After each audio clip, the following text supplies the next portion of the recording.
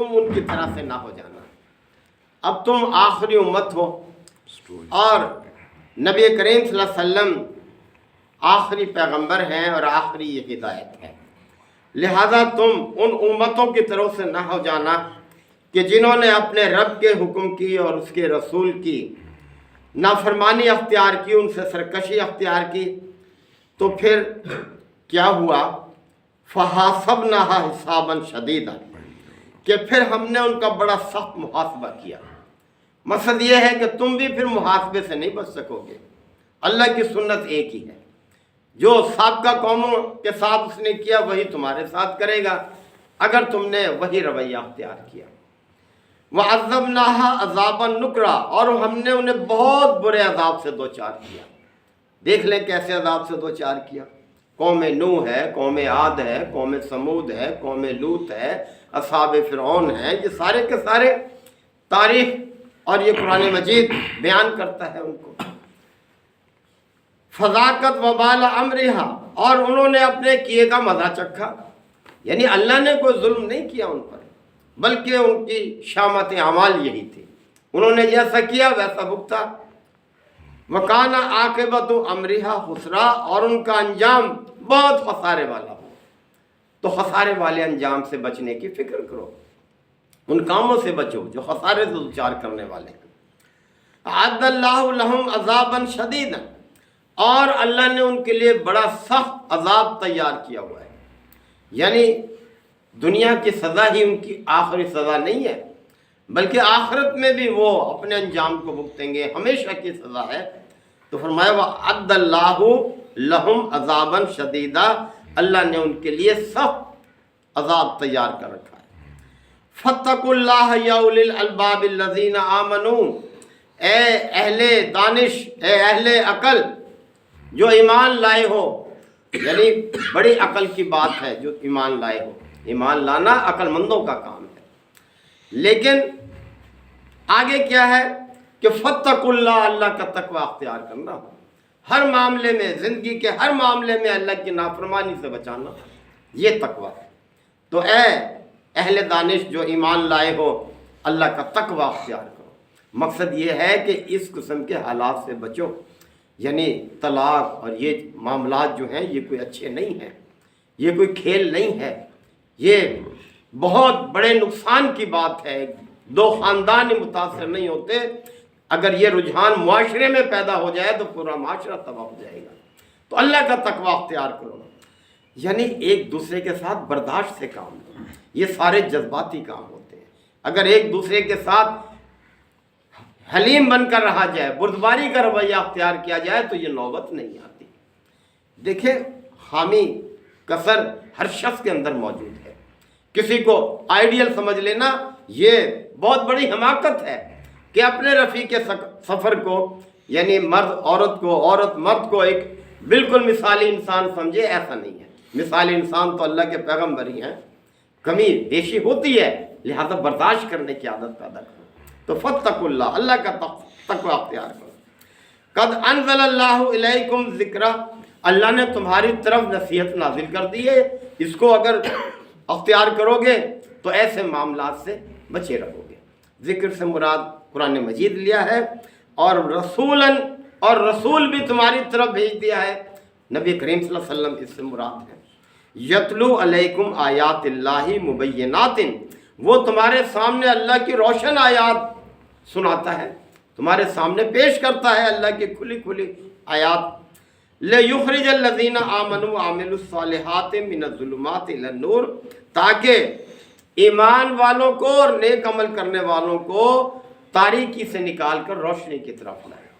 یہ ہے اللہ کی اس نصیحت کا رویہ اپنے پیروکاروں کے ساتھ، یعنی جو بھی اللہ کی اس کتاب پر ایمان رکھتا ہے اور نیک عمل کرتا ہے، یعنی اس کے احکام پہ عمل کرتا ہے، تو وہ تاریکیوں میں نہیں رہے گا، وہ پھر روشنی میں آئے گا، یعنی تاریکیوں سے نکل کر روشنی میں آئے گا۔ وَمَن يُؤْمِن بِاللَّهِ، اور یاد رکھو جو بھی اللہ پر ایمان لائے گا، وَيَعْمَلْ صَالِحًا، اور نیک اعمال کرے گا، تو کیا نتیجہ اللہ دے گا؟ فرمایا يُدْخِلْهُ جَنَّاتٍ تَجْرِي، اللہ تعالیٰ اس کو باغات میں داخل کرے گا۔ تجری من تحت الانہار، جس کے نیچے نہریں جاری ہیں، خالدین فیہا ابدا، اور اس میں ہمیشہ ہمیشہ رہے گا۔ تو دیکھیں یہ ہے نتیجہ ایمان اور عمل صالح کا، کہ جو بھی اللہ پر ایمان لائے گا اور نیک اعمال اختیار کرے گا، اللہ تعالیٰ انہیں ایسے باغات میں داخل کرے گا جن کے نیچے نہریں جاری ہیں، اور وہ ہمیشہ ہمیشہ اس میں رہیں گے۔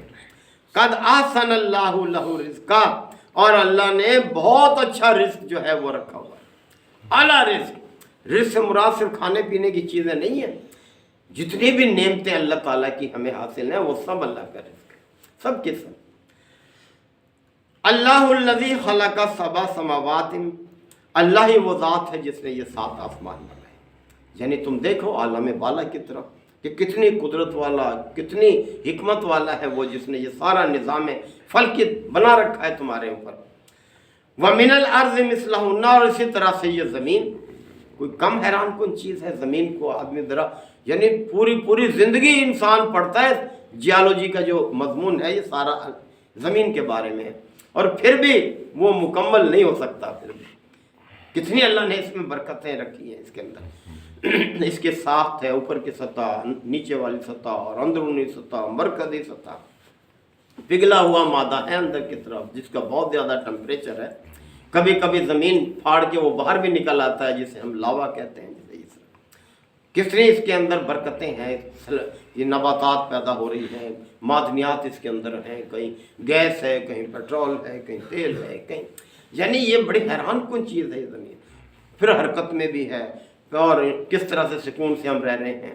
اللہ تعالیٰ نے ہر چیز جو بنائی ہے بڑی حیران کن بنائی۔ اور پھر فرمایا کہ یتنزل الامر بینہن، اور اللہ تعالیٰ ان کے درمیان اپنے احکام نازل کرتا رہتا ہے۔ اللہ تعالیٰ ہر وقت اپنے حکم نازل کر رہا ہے فرشتوں کے ذریعے سے، وہ مختلف کام انجام دے رہے ہیں۔ ان اللہ لتعلموا، تاکہ تم جان لو، ان اللہ علی کل شیء قدیر، کہ اللہ ہر چیز پر قدرت رکھتا ہے، اسی کی قدرت سے ہے جو کچھ ہو رہا ہے اس کائنات میں، یہ سورج کا نکلنا، غروب ہونا، چاند کا گھٹنا بڑھنا، موسموں کی تبدیلی، ایک دن یکدم ٹھنڈ ہے، دوسرے دن یکدم دیکھتے ہو کہ کتنا موسم بدل گیا، ہواؤں کا چلانا، یہ سارا کیا ہے؟ تو احکام بھیج رہا ہے، جیسے حکم دیتا ہے فرشتے ویسے اس کو انجام دے دیتے ہیں اس کے مطابق۔ وَأَنَّ اللَّهَ قَدْ أَحَاطَ بِكُلِّ شَيْءٍ عِلْمًا، اور اللہ تعالیٰ نے احاطہ کیا ہوا ہے اس کے علم نے ہر چیز کا، ہر چیز پر اس کا علم محیط ہے، اس کا علم کارگر ہے، ہر چیز اس کے قبضہ قدرت میں ہے، اس کے علم کے مطابق چل رہی ہے، اس کے احکام کے مطابق چل رہی ہے۔ لہذا جب بھی کوئی ہمیں نفع ہو یا نقصان ہو اور تعویلیں نہیں کرنی چاہیے، اللہ کا شکر گزار ہونا چاہیے، اگر مشکل آ جائے تو صبر کرنا چاہیے، اس لیے کہ سب اس کی طرف سے ہے۔ اپنے اوپر غور کرنا چاہیے کہ ہم کیا کر رہے ہیں، اپنی اصلاح کرنی چاہیے۔ اللہ ظلم نہیں کرتا، ان اللہ لیس بظلام للعبید، اللہ اپنے بندوں پر ظلم کرنے والا ہرگز نہیں ہے، وہ ظلم نہیں کرتا، وہ تو سراپا رحمت ہے۔ بہرحال اللہ تعالیٰ ہمیں آیات کو سمجھنے کے عمل کی توفیق عطا فرمائے۔ وآخر دعوانا الحمد للہ وکفا وسلام علی عبادہ الذین اصطفیٰ۔ ربنا آتنا فی الدنیا حسنہ وفی الآخرۃ حسنہ وقنا عذاب النار وادخلنا الجنۃ مع الابرار یا عزیز یا غفار یا رب العالمین۔ اللہم انک عفو کریم تحب العفو فاعف عنا۔ اللہم من احییتہ منا فاحیہ علی الاسلام ومن توفیتہ منا فتوفہ علی الایمان۔ یا شافی الامراض اشف مرضانا ومرضى المسلمین۔ یا قاضی الحاجات اقض حاجاتنا وحاجات المسلمین۔ اللہم اعز الاسلام والمسلمین۔ ربنا تقبل منا انک انت السمیع العلیم وتب علینا انک انت التواب الرحیم۔ صلی اللہ تعالی علی خیر خلقہ محمد وآلہ وصحبہ اجمعین۔